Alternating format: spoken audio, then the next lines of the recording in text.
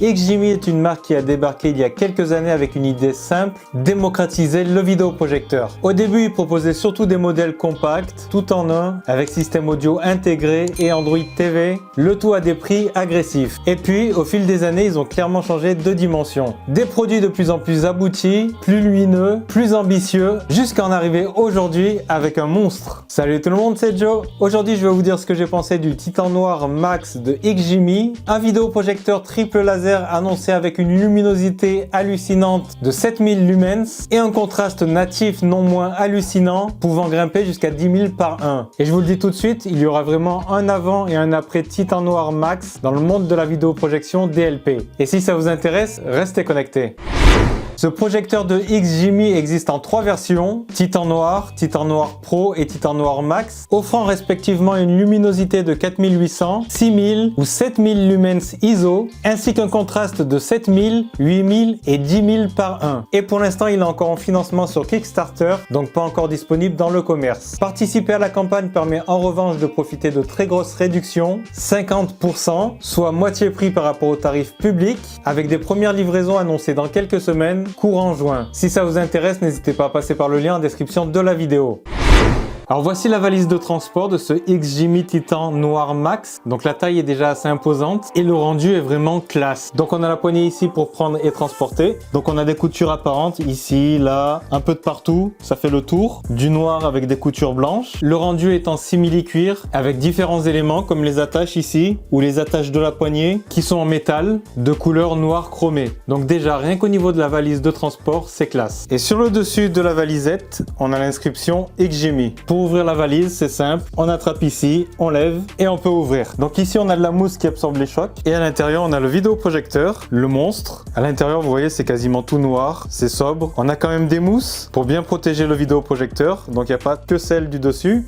Il y a aussi sur les côtés du vidéoprojecteur. J'ai enlevé le vidéoprojecteur, donc on voit bien la mousse, la protection, et au fond on a une petite boîte avec les accessoires, les livrets, etc. Donc on a des livrets, le câble d'alimentation, l'alimentation qui est quand même assez imposante, et on branche le câble d'alimentation secteur dessus, voilà tout simplement, et on relie au secteur. Et de l'autre côté, on relie au vidéoprojecteur. On a aussi la télécommande, bicolore, gris, noir. En haut à gauche, on a le bouton marche arrêt, on a le bouton mute pour enlever le son à droite. Juste en dessous, on a 4 raccourcis qu'on peut assigner à différentes fonctions. En dessous, on a le bouton de focus, on a le bouton de mode d'image et on a le bouton source pour choisir la source HDMI, etc.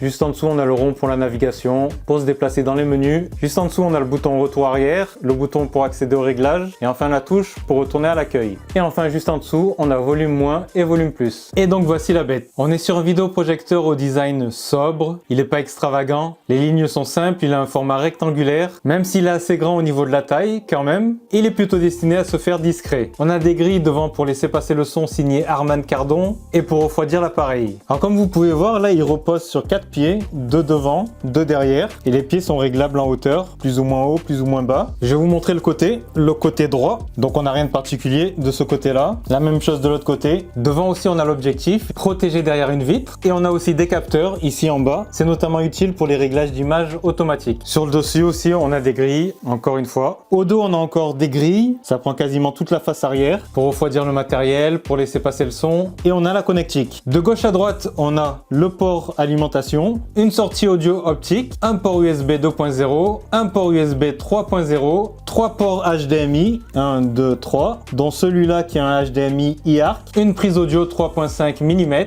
un port Ethernet gigabit et le bouton power. Voilà au niveau de la connectique. C'est plutôt assez complet. Et donc voici le dessous du vidéoprojecteur. On a encore une fois des grilles pour refroidir l'appareil, mais par contre on remarque il n'y a pas de vis, donc on ne pourra pas mettre les trépieds habituels, mais par contre il existe quand même des supports exprès pour mettre ce vidéoprojecteur.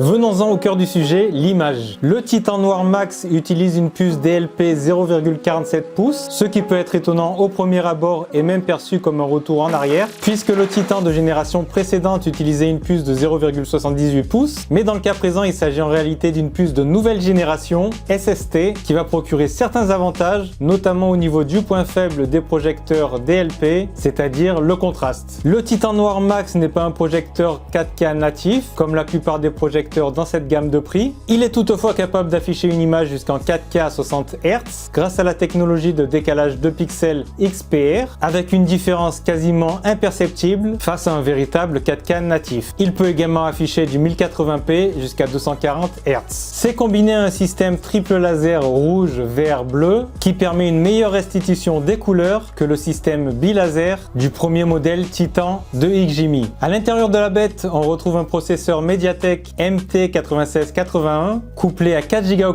de mémoire RAM et 64 Go de stockage. Et pour projeter tout ça, XGIMI a équipé le Titan Noir Max de l'objectif X-Master Red Ring Lens Pro. Si ce nom vous dit quelque chose, c'est normal, c'est le fameux objectif à anneau rouge dont j'avais parlé dans mon test du Horizon 20 et qui équipait donc les Horizon 20 Pro et Horizon 20 Max et qui permettait d'obtenir une netteté exceptionnelle. Autant vous dire que sur ce modèle, le piqué est incroyable, c'est ultra net, que ce soit au centre ou sur les côtés. L'image est définie et structurée. Contrairement à d'autres projecteurs où il faut passer du temps dans les menus pour obtenir une image juste, le Titan Noir Max affiche une colorimétrie tout simplement excellente dès la sortie de boîte dans les modes Filmmaker, ISF jour et ISF nuit. Les mesures confirment cette précision avec un delta E compris entre 1,5 et 2,5, sachant qu'en dessous de 3, l'œil humain ne fait pas la différence entre la couleur demandée et la couleur affichée. Le résultat est vraiment excellent. Côté compatibilité, il prend en charge le SDR, le HDR, ainsi que les formats à métadonnées dynamiques que sont le HDR10+ et le Dolby Vision dans deux profils distincts, lumineux et sombres. Donc on a du Dolby Vision lumineux et sombre. Ces technologies dynamiques analysent et ajustent la luminosité, le contraste et les couleurs image par image,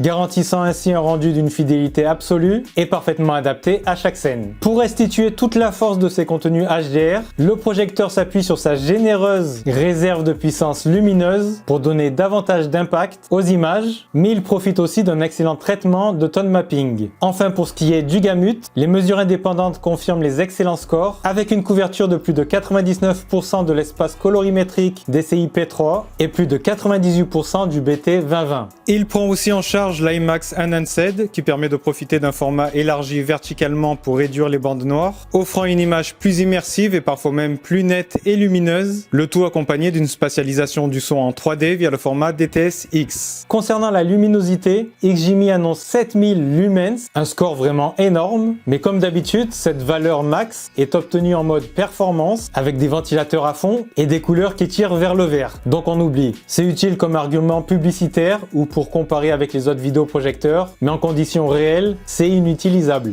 En revanche, dans des modes parfaitement utilisables comme standard, film, sport, ISF jour, ISF nuit ou filmmaker, on se retrouve avec des mesures qui montent jusqu'à 4500 lumens, ce qui reste énorme. Ça permet d'utiliser le projecteur dans quasiment toutes les conditions de luminosité. Pas de souci pour regarder le journal TV, un match de foot ou mettre des dessins animés pour les enfants en plein après-midi. Mais tout de même, si on veut regarder un film dans les meilleures conditions possibles et faire ressortir les noirs, il faudra bien évidemment assombrir la pièce. Mais pas de souci en réalité pour regarder du contenu en pleine journée. D'autant plus que ce projecteur dispose d'un mode boost qui va permettre d'augmenter la luminosité jusqu'à 5500 lumens, mais ça se fera au détriment de la précision colorimétrique. Le delta E se situera dans ce cas-là aux alentours de 10, donc éloigné des valeurs optimales. Au passage, la grande luminosité est aussi très utile pour les contenus 3D. C'est une technologie qui nécessite le maximum de lumière pour montrer son plein potentiel. Avec une telle réserve de luminosité, le Titan Noir Max est tout à fait capable d'alimenter des écrans géants jusqu'à 300 pouces, c'est-à-dire 7,62 mètres de diagonale. Donc c'est vraiment des écrans géants. Néanmoins, si vous souhaitez le meilleur rendu possible, avec un maximum de dynamique et de contraste, mon conseil est de vous limiter à 150 pouces, soit 3,81 mètres de diagonale, ce qui est déjà très grand. Au-delà, la qualité d'image restera bonne, mais elle sera un petit peu moins punchy, avec un contraste et des noirs un petit peu dilués. En parlant de contraste, il y a bien un domaine où ce Titan Noir Max excelle, c'est sur la profondeur de ses noirs. Il repousse les limites de la technologie DLP grâce à sa puce de nouvelle génération et grâce à son système mécanique à double iris. L'appareil propose 5 paliers d'ouverture physique, allant de f sur 2.0 à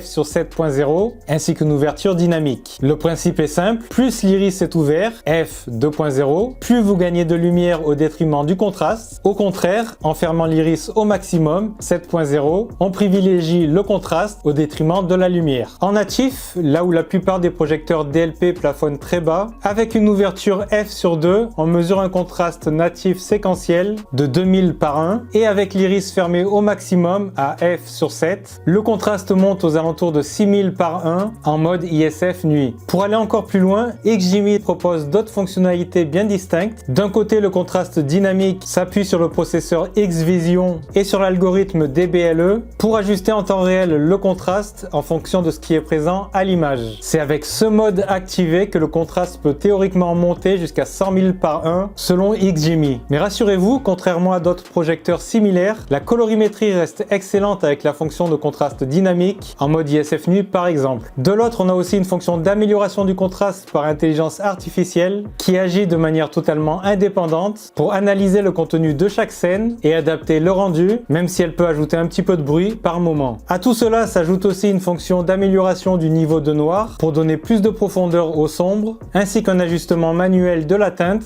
pratique si jamais cet automatisme faisait dériver les couleurs. Les noirs sont vraiment très profonds et denses pour du DLP, on n'a vraiment pas l'habitude d'avoir de tels niveaux de contraste sur ce genre de projecteur. Regarder des films sombres comme The Dark Knight, Dark City, etc.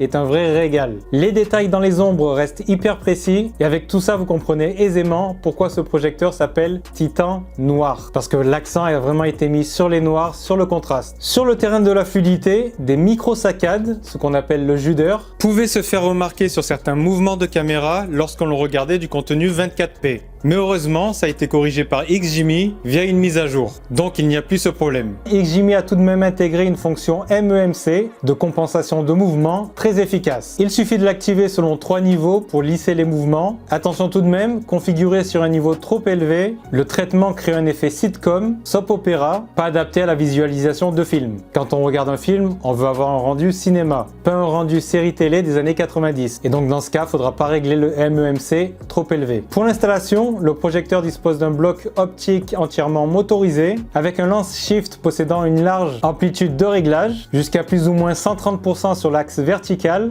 et plus ou moins 50% sur l'axe horizontal sans dégradation de la qualité d'image. Passons maintenant à un point crucial, un défaut inhérent des projecteurs DLP, l'effet arc-en-ciel. C'est un phénomène très particulier parce que nous ne sommes pas tous égaux face à lui. Certains y sont très sensibles alors que d'autres ne le voient même pas. Pour ceux qui le perçoivent, ce sont des petits flashs colorés, rouge, vert et bleu, qui apparaissent dès qu'on bouge les yeux rapidement ou sur des scènes très contrastées. Mais heureusement, sur ce Titan Noir Max, XGIMI a intégré sa nouvelle technologie anti-RBE, anti-arc-en-ciel, couplée à la dernière puce DMD STT de Texas Instruments. Concrètement, dans la majorité des situations, le problème est réglé, même s'il reste quelques situations où cela reste légèrement visible pour certains yeux. Donc si vous étiez sensible aux effets d'arc-en-ciel par le passé, rassurez-vous, XGIMI a quasiment éliminé le problème. Et le tout sans aucune augmentation du bruit du vidéoprojecteur. En revanche, gardez en tête que ce mode peut générer de subtils artefacts d'image, ce qui pourra déranger certaines personnes exigeantes. Mais ça devrait pouvoir être amélioré dans les prochaines mises à jour. Après les arcs-en-ciel, passons au deuxième défaut de ce type de projecteur, le speckle. Comme on est sur une source lumineuse RGB triple laser de 7000 lumens, la lumière est extrêmement cohérente. Sans traitement, cela peut créer une sorte de texture granuleuse à l'écran qui peut fatiguer les yeux à la longue. Sur ce type de machine, la première solution reste d'utiliser une toile de projection blanche et mate. Le speckle y devient invisible ou quasiment. Mais si vous préférez utiliser une toile ALR pour profiter de ses capacités de rejet de la lumière ambiante, sachez que le speckle sera un petit peu présent, mais en bien moins grande quantité que sur beaucoup de vidéoprojecteurs concurrents. C'est très léger. Perso, ça ne me dérange pas vraiment sur ma toile ALR avec gain 0,8. Mon conseil, dans ce cas, si vous n'avez pas encore de toile et que vous prévoyez d'en acheter une ALR, c'est d'éviter les écrans à fort gain et d'opter plutôt pour une toile ALR à faible gain de type 0,6 ou 0,8, voire carrément une toile ALR traitée anti-speckle. Même si je le répète encore une fois, sur ce projecteur, même si le speckle est présent, c'est plutôt très léger et plus léger que sur beaucoup de vidéoprojecteurs concurrents. Les amateurs de jeux vidéo vont être ravis, ce projecteur est vraiment excellent dans ce domaine. Il peut afficher une image en 4K à 60 Hz ou une image en 1080p jusqu'à 240 Hz. Grâce au port HDMI 2.1 et au mode ALLM à faible latence, l'input lag est bas. Que vous jouiez sur la PS5, sur une Xbox Series X ou sur un PC gaming puissant, la réactivité est excellente. XGIMI annonce des mesures extrêmement basses, mais ce qui compte c'est les mesures indépendantes. On obtient donc environ 4 millisecondes de latence en 1080p à 240 Hz et moins de 18 millisecondes en 4K à 60 Hz. La latence ne posera donc pas de problème pour la grande majorité des joueurs et pour la grande majorité des jeux. Seuls les joueurs les plus exigeants évoluant sur des jeux compétitifs à très haut niveau pourraient trouver la latence en 4K légèrement trop élevée. Le projecteur prend également en charge la technologie AMD FreeSync et le VRR, Variable Refresh Rate, idéal pour garantir une fluidité parfaite et sans déchirement d'image lors de vos sessions de jeu. Cette fonction est toutefois limitée à la définition 1080p. On est donc sur un projecteur qui n'a pas laissé de côté l'aspect gaming. Côté son, le Titan Noir Max intègre un système Harman Kardon s'appuyant sur deux haut-parleurs 2x12 watts, soit une puissance totale de 24 watts. On retrouve aussi la compatibilité DTS Virtual-X pour donner un petit peu plus de spatialisation au son. À l'écoute, le rendu se montre puissant, les dialogues sont clairs et les basses très correctes si le projecteur est installé dans une petite pièce. Néanmoins, ce système manque vite de coffre pour remplir une salle moyenne à grande. Donc pour une expérience audio à la hauteur de l'image, il faudra clairement privilégier un système audio complet ou une barre de son dédiée à relier sur le port HDMI e-ARC. Mais dans les faits, le système audio développé par Harman Kardon fait vraiment bien le taf. Côté système, XGIMI a fait un choix différent sur ce projecteur. Alors qu'on a l'habitude de voir Google TV et Android TV de partout sur les projecteurs XGIMI, le Titan Noir Max propose une interface beaucoup plus épurée, plus simple, permettant d'allouer le maximum de performance au traitement de l'image. Donc on va retrouver ni application, ni certification de streaming. Et un des avantages, c'est que la navigation dans les menus se fait très rapidement, c'est ultra fluide sans aucune latence. Il faudra donc soit transférer des contenus dans la mémoire de stockage de l'appareil, soit connecter des lecteurs en HDMI tels que des Apple TV, des Nvidia Shield TV, des box Android Hugoos, etc. ou des disques durs. J'ai pu lire sans problème toutes mes vidéos 1080p et 4K avec le lecteur intégré, que ce soit avec le codec H264, H265, VP9.2 ou AV1, et je n'ai pas pu lire mes vidéos 8K. Concernant le bruit de fonctionnement, le bruit de ventilation, c'est une excellente surprise étant donné la très forte luminosité de ce projecteur. Le souffle des ventilateurs reste très discret. J'ai mesuré le bruit dans la pièce où j'étais à 31 décibels avec le projecteur éteint, avec le vidéoprojecteur allumé en mode standard, avec l'iris en f2, ça tournait entre 31 et 31,5 décibels, donc quasiment aucune différence. Ils se font complètement dans l'ambiance de la pièce et finit par disparaître complètement dès que les premières scènes du film commencent. Quand on démarre la première fois le vidéoprojecteur, il va falloir choisir la langue, le connecter au Wi-Fi si on veut, et ensuite on arrive sur cette page. Donc il n'y a pas d'interface de type Android TV. Si vous avez besoin de ça, il faudra connecter une box TV. On peut appuyer sur le bouton des paramètres sur la télécommande. On arrive donc au menu des paramètres, des réglages. Dans la source du signal, on va choisir quel appareil on veut afficher, soit le port HDMI 1, 2, 3. On peut accéder aux paramètres de chacun, par exemple les paramètres HDMI 1, 2 ou 3. On a un gestionnaire de fichiers, on voit qu'on a une mémoire de stockage de 64 Go, mais qu'on a seulement 51 Go disponibles. On peut aussi voir les fichiers que l'on a de stockés. Par exemple, dans vidéo, on a une vidéo 2D, elle est là d'origine. On peut voir la musique, si on a mis de la musique, les images, les documents. On a le contrôle CEC, ça va nous permettre de contrôler les appareils qui sont connectés sur le port HDMI avec la télécommande du projecteur. On peut aussi activer cette option, ça va permettre d'allumer ou d'éteindre le vidéoprojecteur quand on va allumer ou éteindre un appareil qui sera connecté en HDMI sur le vidéoprojecteur. Par exemple, si on démarre une box TV, ça va démarrer le projecteur. Et enfin, la dernière option, ça va faire en sorte que si on touche la télécommande d'un des appareils connectés sur le vidéoprojecteur, l'affichage du vidéoprojecteur va tout de suite basculer sur cet appareil-là. Et on a l'option Plug and Play HDMI. Je suppose que c'est pour faciliter le branchement d'un appareil sur le port HDMI pour pas qu'il n'y ait de réglages compliqués. Dans le menu de correction de l'image, on a la mise au point. On peut faire une mise au point automatique. On peut faire une mise au point manuelle. On peut activer l'option pour que la mise au point automatique soit faite à chaque fois que le vidéoprojecteur est déplacé. Et comme on voit en dessous, avec la télécommande, on peut faire soit une mise au point automatique en appuyant une fois sur le bouton, ou faire une mise au point manuelle en maintenant appuyer le bouton. Honnêtement, j'ai pas eu besoin de faire de mise au point manuelle. En automatique, ça fonctionne ultra bien. On a les paramètres de correction trapézoïdale automatique. Ça va faire en sorte d'adapter l'image du vidéoprojecteur de manière à ce qu'elle soit carrée et nette. Comme ça, il n'y a pas besoin de bien positionner parfaitement le vidéoprojecteur. Cette fonction va vous permettre d'avoir des angles parfaitement droits en un seul clic, avec en plus décalage d'objectif sans perte de qualité. Je vais cliquer et donc c'est ultra rapide. Sinon on a la correction manuelle des trapèzes, donc on peut passer sur chaque angle pour faire en sorte que l'image soit bien droite. Mais honnêtement, avec la correction automatique, il n'y a vraiment pas besoin. On peut aller voir les paramètres de la distorsion trapézoïdale. On peut activer l'option pour qu'il y ait un ajustement automatique qui soit fait à chaque fois qu'on déplace le vidéoprojecteur. On peut activer cette option pour que la correction automatique soit faite à chaque démarrage du projecteur. On peut activer cette option pour éviter intelligemment les obstacles. Je vais l'activer et je vais vous montrer un exemple. Je mets ma main et si je fais une correction, l'écran va s'adapter, se rétrécir de manière à ce que ma main n'apparaît plus devant l'image. Donc si vous avez des plantes, des obstacles entre votre projecteur et votre surface de projection, avec cette option, ça les évite automatiquement. Il n'y a pas besoin de déplacer le projecteur, de faire des réglages manuels compliqués. Et ça fonctionne super bien. Et enfin la dernière option, ça va permettre d'aligner l'image du projecteur avec votre écran de projection. Dans taille et position, on a zoom et décalage optique. Ça va nous permettre de faire des zooms ou de déplacer l'image sans perte de qualité. Donc un zoom optique et un décalage optique. Donc on part d'un zoom 2.08 et on peut aller jusqu'en 1x sans perte de qualité. Ensuite on peut encore zoomer encore plus, mais c'est du zoom numérique avec perte de qualité. Et on a aussi le décalage d'objectif. Ça va nous permettre de déplacer l'image de haut en bas, de bas en haut, de gauche à droite, de manière à la positionner parfaitement, sans perte de qualité. Je précise parce que de nombreux projecteurs ont ces fonctions-là, mais c'est du numérique. C'est avec perte de qualité. L'image est moins belle. C'est pas le cas ici. L'image ne bouge pas. On a l'option décalage d'image. C'est un déplacement numérique, donc avec perte de qualité. On a la rotation de l'écran. Si pour une raison ou une autre, vous avez besoin de faire tourner votre écran, l'option est là. On a l'adaptation à la couleur du mur. Ça va permettre d'adapter la qualité d'image du projecteur selon la couleur du mur sur lequel vous projetez. Même si bien sûr, dans l'idéal, le mieux, c'est d'avoir un écran de projection.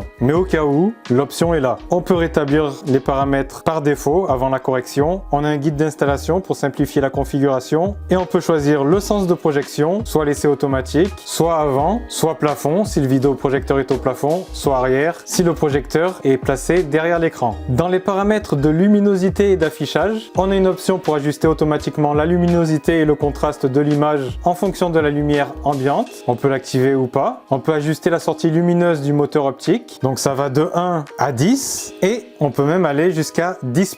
C'est un mode boost qui permet d'avoir une luminosité encore plus élevée. Par contre, les couleurs de l'image sont un peu moins fidèles. On a les différents réglages de l'iris. Donc soit on peut laisser sur dynamique, ça va s'ajuster. Soit on peut choisir F sur 2.0. C'est un peu comme pour les appareils photo. Et donc on a une information sur le niveau de contraste et de luminosité. Ça nous permet de voir qu'en F sur 2.0, c'est là où on a le contraste le plus faible et la luminosité la plus élevée. Et plus on augmente, 3.0 le contraste est un peu plus élevé, la luminosité un petit peu plus faible, etc. etc. jusqu'à arriver en F 7.0, c'est là où on a le contraste le plus élevé, mais avec la luminosité la plus faible. Donc soit vous essayez d'adapter le bon réglage, celui que vous préférez, soit vous laissez en dynamique. Au niveau des réglages d'image, c'est classique, on a standard, film, sport, filmmaker mode, c'est pour désactiver le post-traitement de l'image, pour restituer fidèlement l'intention créative du réalisateur. ISF jour, c'est la qualité étalonnée professionnellement pour une utilisation de jour. ISF nuit, c'est la qualité étalonnée professionnellement pour une utilisation de nuit, dans une pièce sombre. On a le mode performance, c'est le mode luminosité maximale. Comme vous pouvez voir, l'image devient verdâtre et le ventilateur se met à tourner à fond.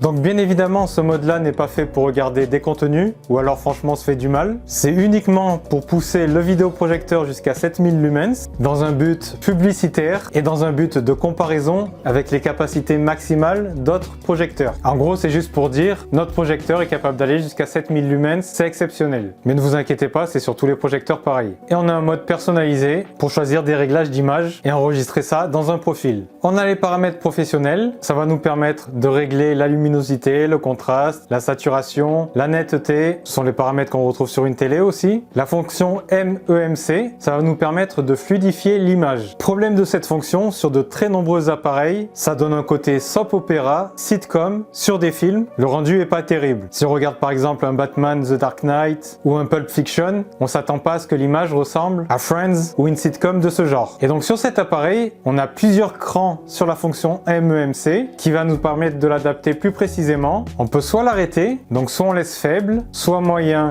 soit fort. Et c'est justement quand c'est sur fort que ça va donner un côté un petit peu plus série télévisée. Mais on peut très bien le laisser sur moyen pour diminuer un peu ou sur faible. Ça fluidifiera quand même un petit peu l'image. Sinon on peut laisser sur trame d'origine. On peut modifier la température de couleur, standard, film, D65 et donc l'espace colorimétrique, on a le DCI-P3, Rec 709, BT 2020 et original. On a une option pour optimiser les couleurs, le réglage du gamma soit manuel, on modifie l'indice de gamma, sinon en BT 1886. Le contraste local, moyen, fort, faible, arrêt, le contraste dynamique, on peut l'activer ou le désactiver, le contraste par intelligence artificielle, l'amélioration dynamique du niveau de noir, le réglage dynamique du niveau de noir de plus 40 à moins 40, la réduction de bruit, moyen, fort, automatique, faible, arrêt, la super résolution pour upscaler l'image, pour avoir une meilleure netteté grâce aux algorithmes d'intelligence artificielle. Et on peut rétablir les valeurs par défaut. On peut configurer le mode 3D, ça s'utilise avec des lunettes 3D évidemment, et étant donné que le vidéoprojecteur est ultra lumineux, la 3D est parfaitement adaptée dessus. On a un mode jeu optimisé, ça va permettre de réduire la latence, d'avoir des images de jeu dédiées et plus d'outils. Et enfin, dans ce menu-là, on a l'anti-RBE, c'est pour supprimer l'effet d'arc-en-ciel typique des vidéoprojecteurs DLP laser. Mais tout le monde n'est pas sensible à ce problème-là. Réseau, c'est pour connecter au Wi-Fi, Bluetooth et accessoires, c'est pour connecter des appareils en Bluetooth. Et donc on voit, on a la télécommande de connecter, on peut cliquer dessus et on peut associer les touches de raccourci avec des fonctions. Donc par exemple une correction automatique de distorsion trapézoïdale, on peut faire ça pour les 4 touches de raccourci et on peut voir aussi le niveau de batterie. Donc je suis sur 99%. Au niveau du son, on a le réglage du volume, on peut le faire directement sur la télécommande. On a le choix des modes sonores, effets sonores IA, musique, film, karaoké, sport, effets sonores améliorés, Harman Kardon. Sinon on peut choisir DTS Virtual X, ça va simuler un son surround qui sortira des enceintes du projecteur, comme si on était dans une pièce avec de nombreuses enceintes tout autour de nous. La sortie du son, soit on laisse en automatique, soit on choisit manuellement d'où va sortir le son. Le mode e-arc, c'est pour le retour de l'audio. Si vous avez un système sonore avec un amplificateur audio, ça va permettre de renvoyer l'audio, même en HD, vers votre amplificateur. Le son du système, c'est pour avoir le son quand on se déplace dans les menus. Et le menu général, c'est ce qu'on retrouve sur les appareils Android, Android TV. On a le menu à propos, avec le nom de l'appareil, les informations du firmware. Donc là, je suis en 1.0.99. La mise à jour du système, soit une mise à jour OTA en réseau, par Internet, soit une mise à jour via USB, la langue, la protection intelligente oculaire, en mode coupure de l'écran, si on passe devant, ça va éteindre l'affichage pour protéger les yeux, et en mode suivi, ça va suivre les mouvements humains pour réduire localement la luminosité sans affecter le visionnage. On peut modifier le thème, noir, clair, bleu, la correction des couleurs pour les personnes daltoniennes, on a des filtres, on peut régler l'intensité, l'optimisation des couleurs pour les personnes âgées, le contrôle par port série, il va falloir utiliser un adaptateur USB vers RS232, on a les paramètres avancés, les paramètres d'allumage d'extinction, donc soit on active l'animation de démarrage, la musique et le démarrage automatique du projecteur après la mise sous tension, et on peut choisir aussi d'arrêter automatiquement le vidéoprojecteur en cas d'inactivité de 5, 10, 15, 30 minutes. Et enfin, on peut réinitialiser l'appareil à la configuration usine, c'est-à-dire tout supprimer, idéal si on doit vendre le vidéoprojecteur. Actuellement, les projecteurs de la série XGIMI Titan Noir sont en précommande sur Kickstarter avec des énormes réductions de folie allant jusqu'à 50%. Le Titan Noir est à 2150 € au lieu de 3440 €. Le Titan Noir Pro est à 2322 € au lieu de 4300 €. Et enfin, le Titan Noir Max est à 2580 € au lieu de 5160 €. À ces prix, il faut rajouter les taxes de son pays. Donc en France, le Titan Noir Max revient actuellement à 3496 € TTC jusqu'au 9 juin au lieu de 6192 TTC plus tard. Donc c'est le moment d'en profiter. N'hésitez pas à passer par le lien en description de la vidéo, ça ne vous coûtera pas plus cher et moi je toucherai une petite commission. Pour conclure, si vous cherchez le projecteur ultime pour votre salon, voire pourquoi pas pour votre salle dédiée, capable d'offrir la claque visuelle du cinéma avec des noirs profonds et une luminosité incroyable, un projecteur qui offre une image plus jolie que la plupart des projecteurs de salle de cinéma, le XGIMI Titan Noir Max est vraiment un banger. Dans le monde de la vidéoprojection DLP, il y aura clairement un avant et un après Titan Noir Max. Et là où ça devient vraiment méga intéressant, au prix auquel est vendu ce projecteur pendant sa campagne Kickstarter, Kickstarter, c'est très probablement le meilleur projecteur DLP à ce tarif-là. Si vous aviez l'intention de dépenser 3000 € dans un projecteur, franchement ne perdez pas trop de temps. Pesez bien le pour et le contre, savoir si vous avez vraiment besoin de mettre autant dans un projecteur, ou alors si peut-être un projecteur à 1000-1500 € pourrait vous suffire, mais sinon à ce prix-là, vraiment foncez. Et même après la campagne Kickstarter, dans quelques semaines, quand il sera vendu à son véritable prix de base, à près de 6000 €, ce projecteur continuera d'avoir d'excellentes qualités qui lui permettront de concurrencer les meilleurs projecteurs de cette gamme de prix. Au niveau des plus, j'ai noté le contraste natif hallucinant pour du DLP. C'est aussi un projecteur ultra lumineux, une qualité, une netteté et un piqué d'image excellent, le lens shift mécanique, l'ouverture variable qui permet de régler précisément, les réglages d'image automatiques rapides et performants, l'excellente couverture colorimétrique, la compatibilité Dolby Vision, HDR et 3D, un silence de fonctionnement impressionnant. Il est très doué pour le gaming avec des fonctionnalités dédiées et la fonction anti-arc-en-ciel. Au niveau des moins, j'ai noté le gabarit et le poids de la bête, le mode performance à 7000 lumens inexploitable évidemment, il n'y a pas d'Android TV et pas de certification de streaming et on a un petit peu de speckle. Dites-moi en commentaire ce que vous en pensez, n'hésitez pas si vous avez des questions, n'oubliez pas le pouce si la vidéo vous a plu, le partage si ça peut intéresser vos amis, n'oubliez pas de vous abonner et d'activer la petite cloche pour ne pas rater mes prochaines vidéos. C'était Joe pour Culture Chronique, ciao ciao.